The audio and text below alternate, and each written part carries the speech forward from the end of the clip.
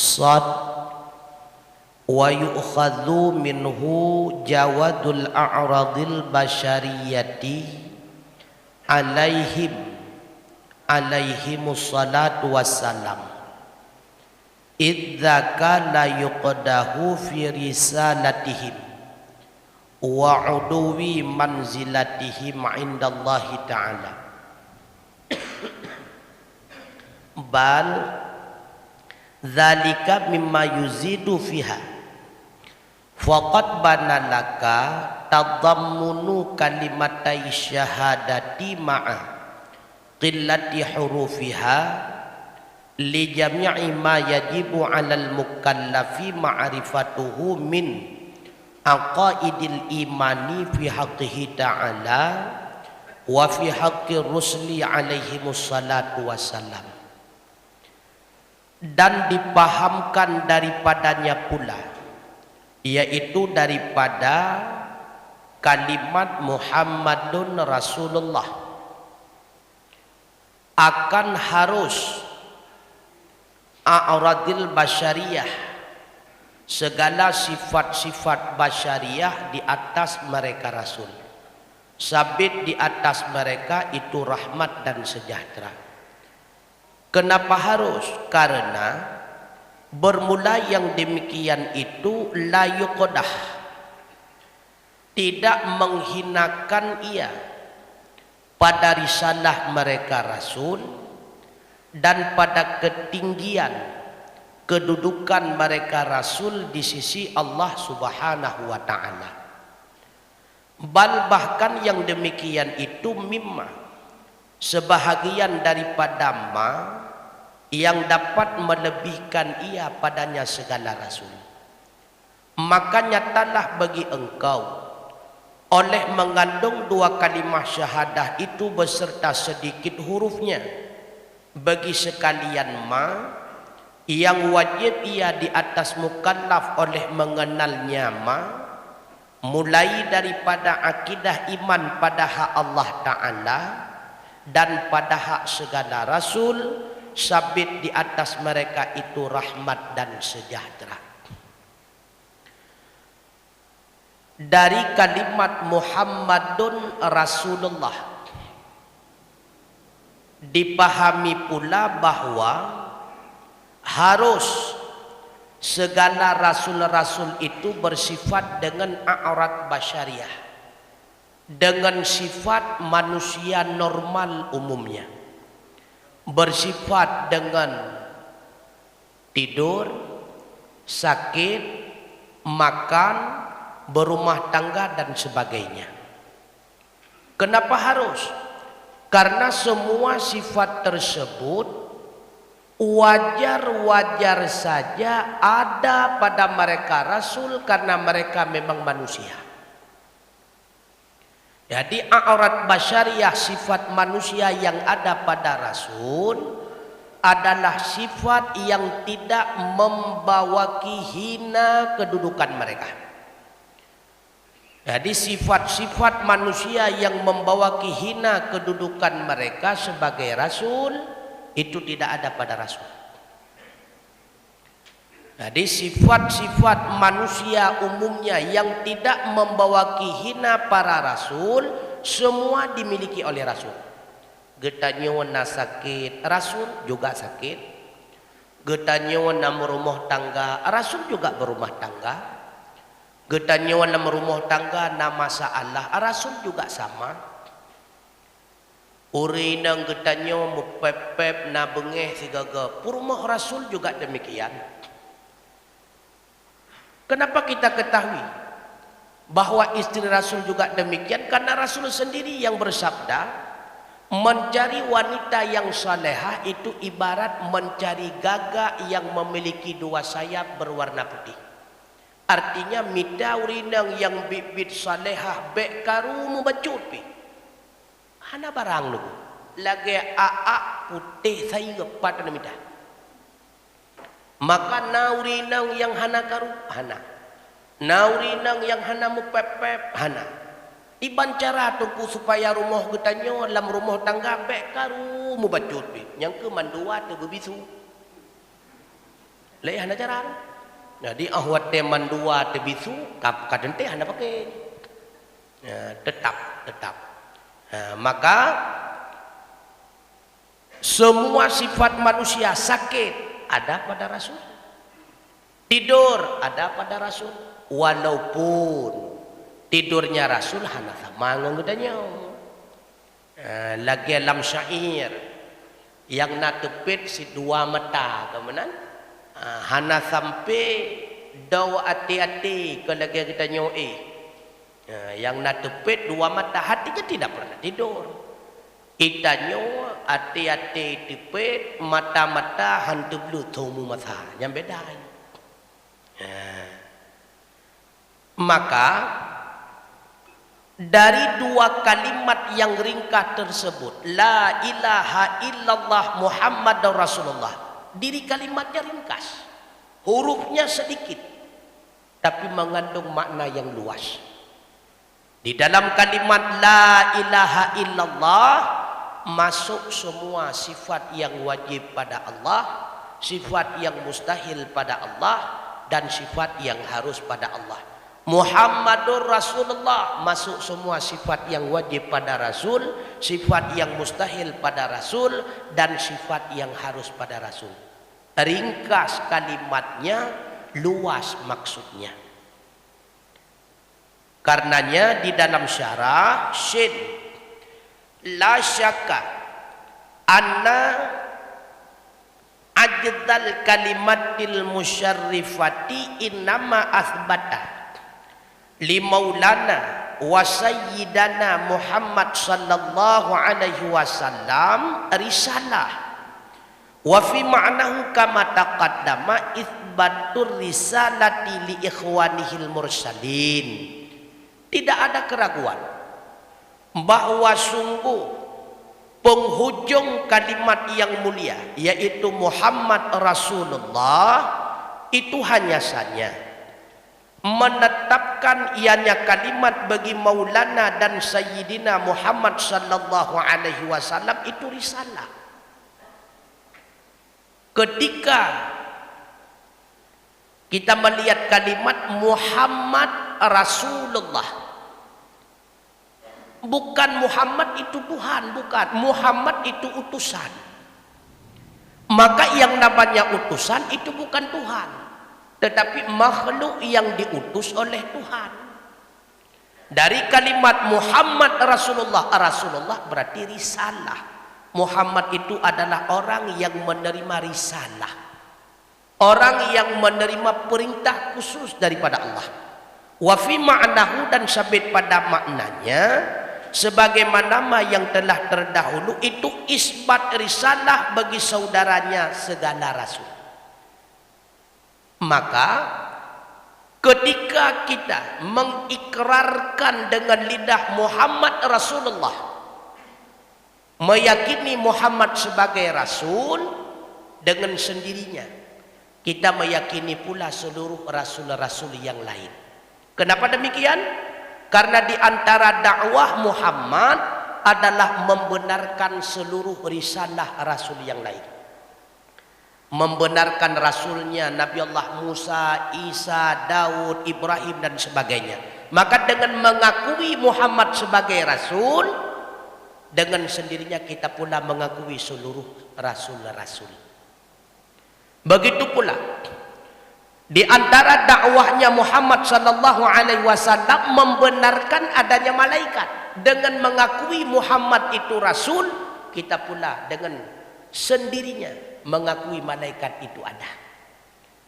Begitu pula dakwahnya Rasulullah di antaranya membenarkan adanya hari kiamat, adanya hari akhirat, adanya bangkit, adanya hasyar, adanya mahsyar, adanya mizan.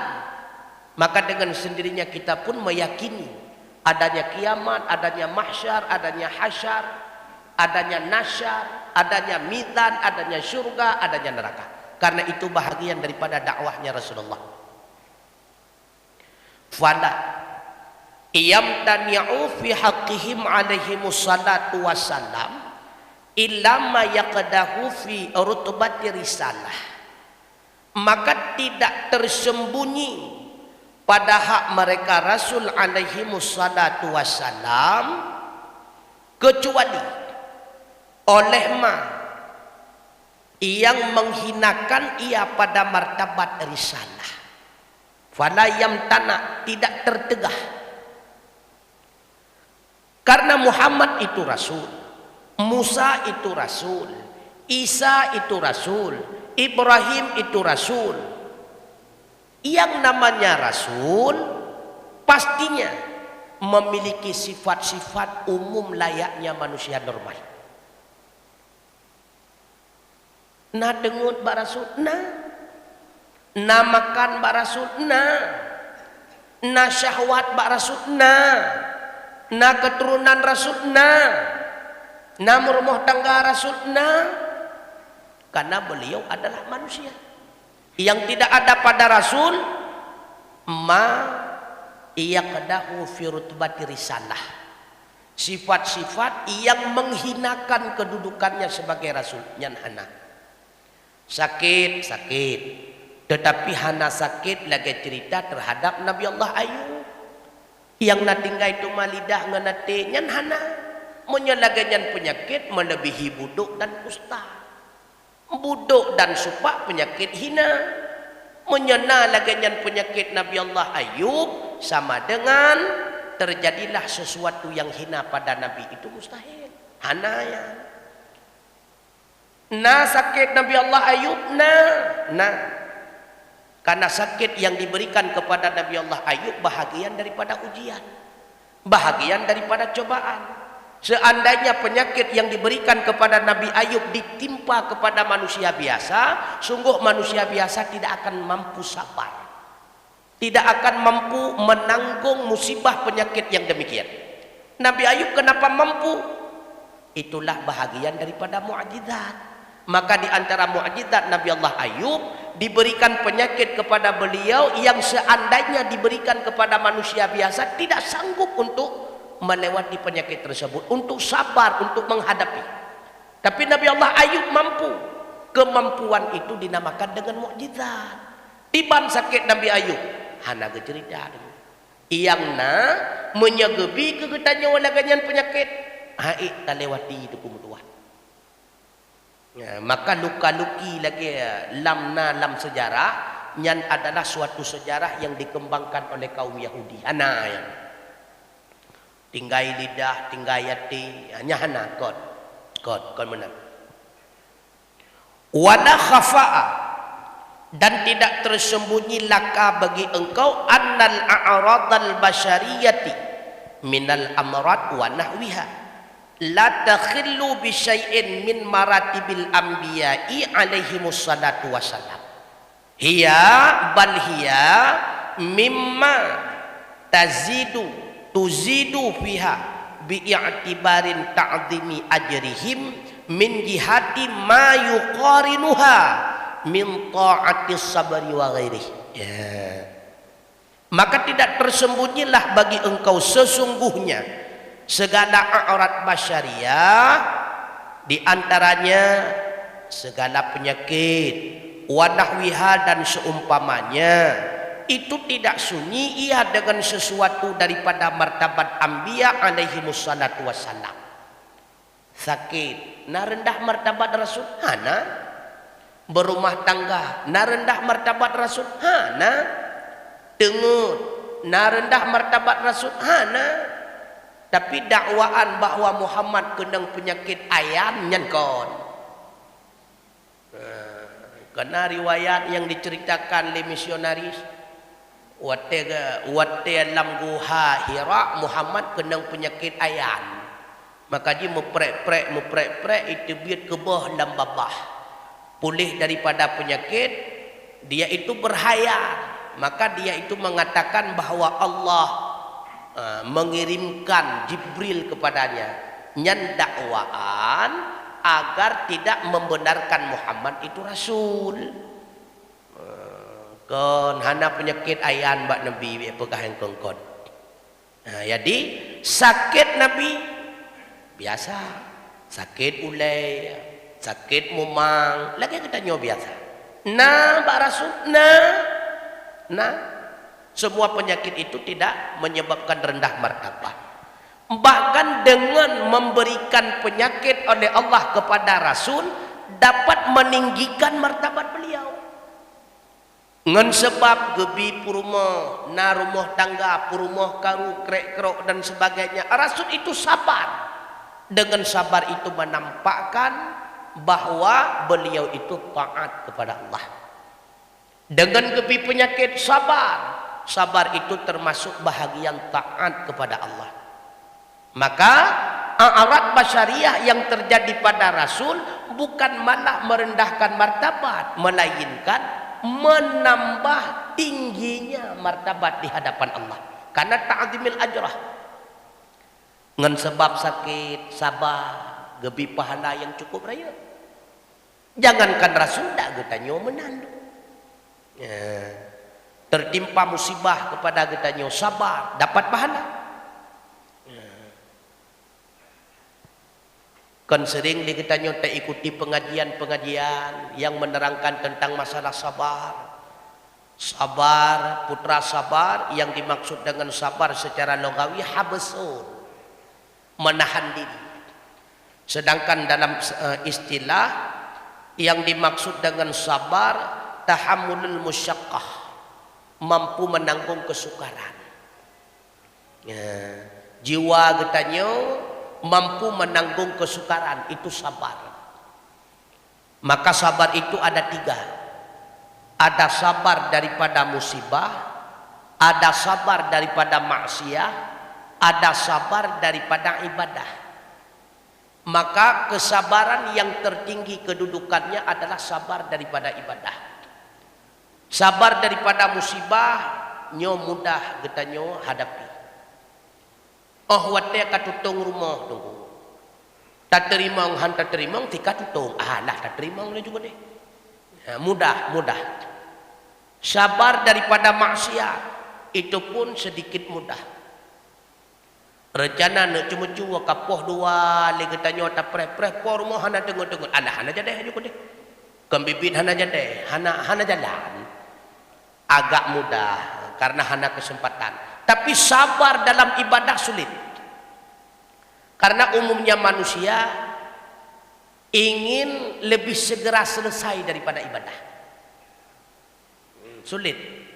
Makanya atailam temayang bacut rohmu panjang ayat yang kah krek-krok likut. Tika na grehem maju. Tika katai rukuang. Padahal yang baca ayat pendek mentang baju lebleu. Itu nyonya ayat panjang tahan yang hal ataka apa.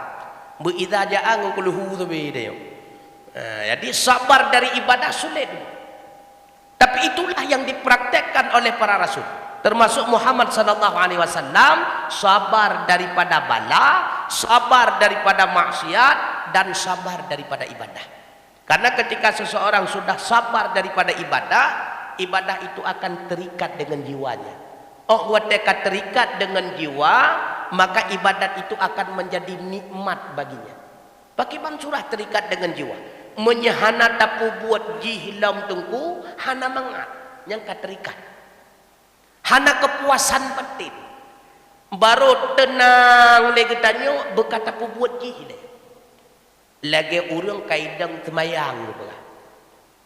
Yang terkedi kepubuat perkara lain, hana kepuasan, hana ketenangan. Ada putra golom. Oh maluhu golom. Lihat selesai kepubuat temayang lehu baru tenang jiwa. Yang berarti ibadah terikat dengan jiwa. Kamu merempak kenikmatan dengan ibadat tersebut. Maka pat mentang leganya kecuali bat tempat najis, mulutnya tanpa sengaja terucap sendiri kalimah-kalimah Al-Quran. Wate kebahonda membaca kerawai, membaca kerau surat Yasin, surat Kafi, ayat-ayat pendek, membaca kerau karena sudah terbiasa yang terikat dengan jiwa. Hana payah gepuberat lidah berucap kalimah-kalimah Al-Quran. Bahkan kadang tengah gebah honda menzikir kerau. Subhanallah wa bihamdihi subhanallahil azim.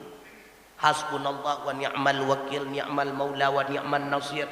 Terzikir dengan sendirinya. Yang terikat jiwa ganyan dengan zikir. Maka sabar yang paling sulit itulah sabar daripada ibadah. Yang terjadi perdebatan, waqtalafa, beda pendapat ulama. Hal athawabu ala masaibi au ala sabri alaiha. Adakah Allah memberikan pahala dengan sebab semata-mata Allah timpakan musibah kepada kita, atau barulah Allah memberikan balasan berupa pahala ketika kita mewujudkan sabar? Nyo yang terjadi hilang. Perkara semata-mata Allah timpakan musibah pada kita nyo, asai kagak timpa musibah nyen kana pahala. Atau kalau na pahala, baru na pahala menyertai tim sabar terlewati musibah tersebut. Nyo hilang, beda pendapat ulama. Menurut Syekh Izzuddin bin Abdus Salam di dalam kitab Taifah, ilasani, arti ilasani dapat pahala ketika seseorang wujudkan kesabaran. Waktu ketimpa musibah berupa penyakit, baru merupakan pahala ketika sabar dalam menghadapi penyakit tersebut. Ditimpa musibah, legetanyo difitnah, kemudian legetanyo idrok kalam penjara. Pajan baru merupakan pahala ketika mampu kita mewujudkan sabar. Yang menurut Syekh Izzuddin, karena bahwa suku pahala itu hanya saja, kata beliau, ada ia itu di atas perbuatan seorang hamba, dan musibah itu tidak dilakukan oleh hamba. Alasan beliau, Allah akan memberikan pahala ketika hamba melakukan suatu kebaikan. Kebaikan yang diwujudkan oleh seorang hamba itulah melahirkan kesabaran, mampu menanggung berbagai macam musibah. Itu perbuatan hamba. Semata-mata tertimpa musibah, yang gak dami perbuat apa pilih hamba, yang buat Allah.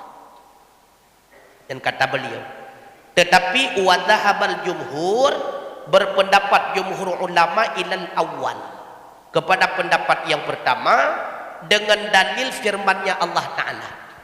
Menurut jumhur ulama, dengan ditimpa musibah kita sudah mendapatkan pahala. Bahkan Allah Ta'ala gebi musibah kepada orang yang taat, karena menambah kualitas pahalanya. Ngan gebi musibahnya karena pahala.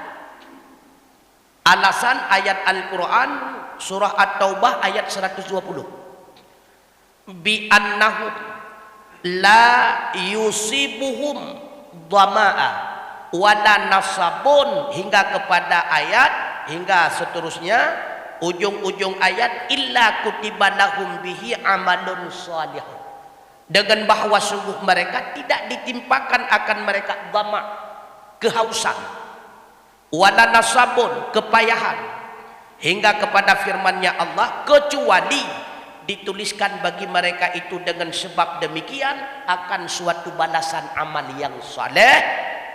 Dan di dalam hadis Rasulullah daripada Aisyah, hadis marfu', ma min muslimin yasyaku syaukah, tidak ada balasan terhadap orang muslim yang disukarkan oleh suatu kesukaran, maka tidak ada di atasnya kecuali menulis oleh Allah baginya akan satu derajat dan menghapuskan daripadanya satu keburukan. Dianya itu hadis muktamad. Artinya apa? Menurut jumhur ulama, dengan ditimpa musibah, tutung rumah nyan kagebi pahala, sakit anu nyan kagebi pahala, ipasah getanya oleh rumah nyan kagebi pahala, tega penyakit ati getanya nyan kagebi pahala. Dengan tertimpa musibah sudah dapat satu pahala. Nah, wujud kesabaran itu pahala tambahan. Maka sabar satu ibadah. Dengan ditimpa musibah nyan kana pahala dulu. Waktu ditimpa musibah getanyo barengi dengan wujud kesabaran, dapat pahala yang kedua. Bahkan bukan cuma mendapatkan pahala, kata jumhur ulama,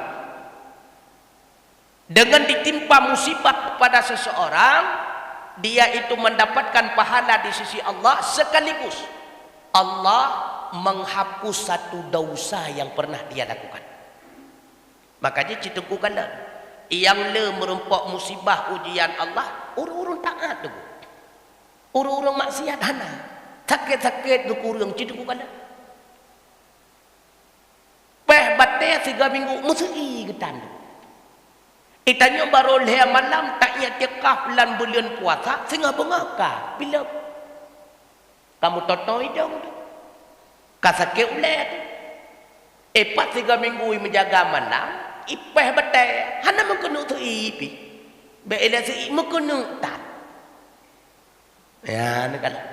Maka ujian itu, bala itu, musibah itu diberikan oleh Allah hanya kepada orang-orang terpilih.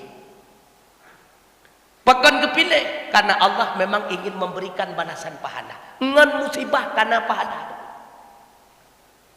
Karenanya al-abid ahli ibadah ketika tidak datang musibah khawatir puka Allah lupa kepada Allah. Hantam sakit-sakit susah punya Allah ketua ke gelap. Aman, nyaman, hana ditimpa masalah. Oh, watehana ditimpa masalah, bertambah gelisah. Apakah Allah melupakan diriku? Saat ditimpa masalah, baru tenang, baru senang. Oh, ingat gementang Allah kena. Ya. Kenapa demikian? Karena mereka yakin musibah yang diberikan oleh Allah ada hikmah tersembunyi di baliknya. Di antara itulah dapat pahala.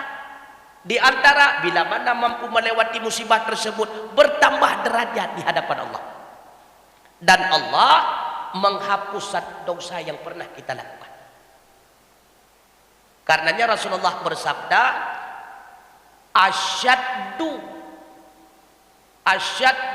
asyaddul bala al-anbiya. Orang yang sangat dahsyat diberikan ujian oleh Allah itulah para nabi. Semakin tinggi kedudukan seseorang, semakin berat ujian yang akan kita dapati. Para nabi adalah orang yang paling dahsyat diberikan ujian Allah. Yang sering diulang-ulang hadis tersebut. Supaya tergugah hati kita baik gundah awat teruk musibah. Sumal amsal. Kemudian orang di bawah kedudukannya para nabi.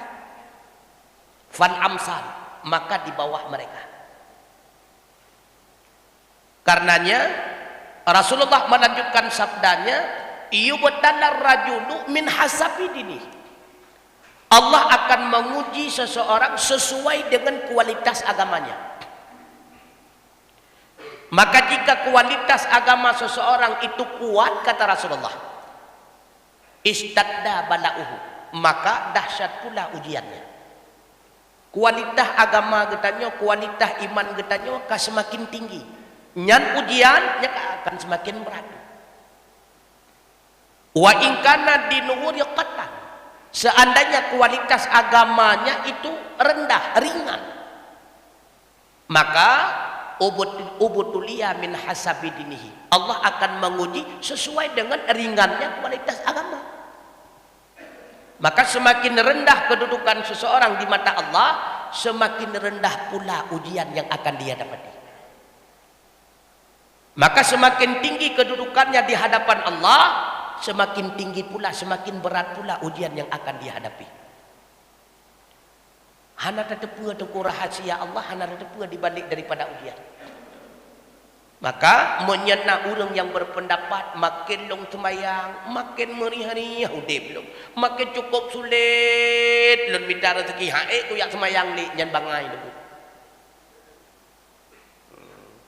Maka menyeperle udip bertenang tengku bekna ujian sapu api nyan maksiat yo. Nya udip lam maksiat tengku nya na ujian sapu mesti nentan. Jikalau urang-urang yang udip lam maksiat semayang tan puasahan mano junub dia nak perle pegah mung semayang tak ku mano junub man. 24 jam dalam maksiat. Hana sakit-sakit. Nyan bat terminal aja nan ija limbut dan ija mo kai kap hana tipe-tipe higanya. Sapuatan corona sika berosa kai itu. Hana kepuai. Hana tapi ketika beliau itu masuk dalam ranah taubat, urangnya bertaubat kamulai ke semayang nyan singa kasih jual. yang kamu mulai limbut. Kamu mulai kecok puasa sunat, yang kamu mulai teki-teki uleh. Maka semakin taat kita kepada Allah, semakin bertambah ujian, semakin bertambah ujian. Makanya legetannya ketika kita berdoa kepada Allah, ya Allah, nejadikan lu lebih tahu dengan rawan. Kasih ya. Jadi ketika kita semakin dekat dengan Allah, ingat ujian itu semakin dahsyat. Maka para wali Allah itu orang yang sangat berat menghadapi ujian-ujian daripada Allah. Nah, di antara para wali tungku hana gerempok merumah tangga. Masa muda beliau, usia beliau wakafkan kepada Allah. Ketemu buat ke karang-karang kitab, hana ketemu merumah tangga. Bahkan udep beliau lam si uro-uro makanan, cuma lihat nak rumah ketemu baju. Lam si uro lihat nak rumah ia sabuklah tadi. Hana makanan lain. Contohnya itulah Imam Nawawi. Udep kan hana bahagia ahwat tekanan secara lahir itu. Kan tanpa harta. Makanan mentang pas-pasan lihat nak rumah si uro ke baju kejep ia putih sabuklah. Ngenyan kemudian ke karang-karang kita hana ketemu rumah tangga. Belinggai beliau dalam masa muda di dalam pangkuan orang tuanya karena beliau kena penyakit dalam, hansip makanan, hansip puding dan sebagainya. Nyaman deh. Menyatakan secara lahir hana kenikmatan, tapi itulah kenikmatan bagi beliau. Dengan sebab beliau tidak menikmati nikmatnya di dunia, itu nikmat bagi beliau.